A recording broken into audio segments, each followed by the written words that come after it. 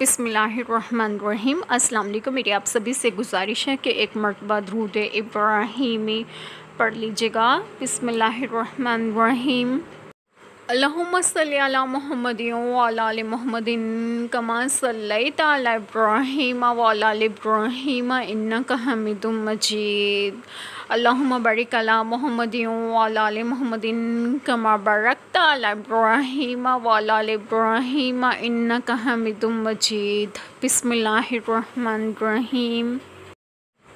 اور ہر راستے پر یوں نہ بیٹھو کہ راہ گیروں کو ڈراؤ، اور اللہ کی راہ سے انہیں روکو جو اس پر ایمان لائے، اور اس میں کجی چاہو ٹیڑھا راستہ ڈھونڈو، اور یاد کرو جب تم تھوڑے تھے اس نے تمہیں بڑھا دیا، اور دیکھو فسادیوں کا کیسا انجام ہوا۔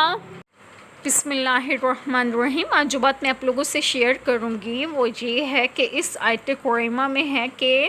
اور ہر راستے پر یوں نہ بیٹھو کہ راہ گیروں کو ڈراؤ، اور اللہ تعالیٰ کی راہ سے انہیں روکو، اور دین کا اتباع کرنے میں لوگوں کے لیے سد راہ رکاوٹ نہ بنو جو اس پر ایمان لائے، اور اس میں کجی چاہو ٹیڑھا راستہ ڈھونڈو، اور یاد کرو جب تم تھوڑے تھے اس نے تمہیں بڑھا دیا، تعداد تمہاری زیادہ کر دی، تو اس کی نعمت کا شکر کرو اور ایمان لاؤ، اور دیکھو بانگاہ عبرت پچھلی امتوں کے احوال اور گزرے ہوئے زمانوں میں سرکشی کرنے والوں کے انجام و مال دیکھو، اور سوچو فسادیوں کا کیسے انجام ہوا۔ یہ لوگ راستوں پر ناکے لگا کر لوگوں سے زبردستی ٹیکس وصول کرتے، کبھی ڈرا دھمکا کر ان کی بے عزتی کرتے اور ان کا سب مال و اسباب چھین لیتے۔ اگر کوئی حضرت شعیب علیہ السلام پر ایمان لانے کی طرف مائل نظر آتا تو اسے ہر طرح سے روکنے کی کوشش کرتے، اور اسلام کے احکام میں طرح طرح کی خرابیاں نکال کر اور شبہے پیدا کر کے ثابت کرنے کی کوشش کرتے کہ یہ سیدھا نہیں بلکہ غلط راستہ ہے، جیسا کہ آج کل بھی نام کے مسلمان دانشور، صحافی، پروفیسر اور حکمران جو کفار سے مرعوب ہیں، اسلام کے احکام کو واحشانہ ثابت کرنے کی کوشش کرتے رہتے ہیں۔ جیسا کہ ارشاد فرمایا ترجمہ، اور اے میری قوم، میری مخالفت تمہیں اس کا مستحق ہرگز نہ بنا دے کہ تمہیں اس جیسی مصیبت آ پہنچے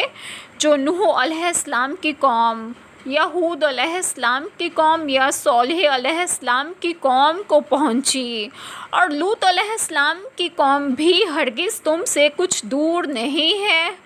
آیت کریمہ کے آخر میں ان لوگوں کی تنبیہ کے لیے ترغیب اور ترہیب کے دونوں پہلو استعمال کیے گئے ہیں۔ اول تو ترغیب کے لیے اللہ تعالیٰ کی یہ نعمت یاد دلائی کہ تم پہلے اعداد و شمار کے لحاظ سے کم تھے، اللہ تعالیٰ نے تمہاری نسلیں بڑھا کر ایک بڑی وسیع قوم بنا دیا، یا مال و سامان کے اعتبار سے کم تھے، اللہ تعالیٰ نے دولت عطا فرما کر مستکفی کر دیا۔ پھر ترہیب کے لیے فرمایا کہ اپنے سے پہلے فساد کرنے والی قوموں کے انجام پر نظر ڈالو کہ قوم نوح علیہ السلام، قوم عاد و ثمود، قوم لوط علیہ السلام پر کیا کیا عذاب آ چکے ہیں، تاکہ تم سمجھ سے کام لو۔ ایک چھوٹی سی دعا جو میں ضرور کروں گی کہ اللہ تعالیٰ ہم سب کے تمام گناہوں کو معاف فرمائے اور ہمیں صراط مستقیم کی راہ پر گامزن کرے، اور آپ سب کی تمام جائز دعائیں قبول فرمائے، اور جو لوگ بے اولاد ہیں انہیں نیک اور صالحین اولاد عطا فرمائے، اور جو لوگ بیمار ہیں انہیں بھی صحت و تندرستگی عطا فرمائے،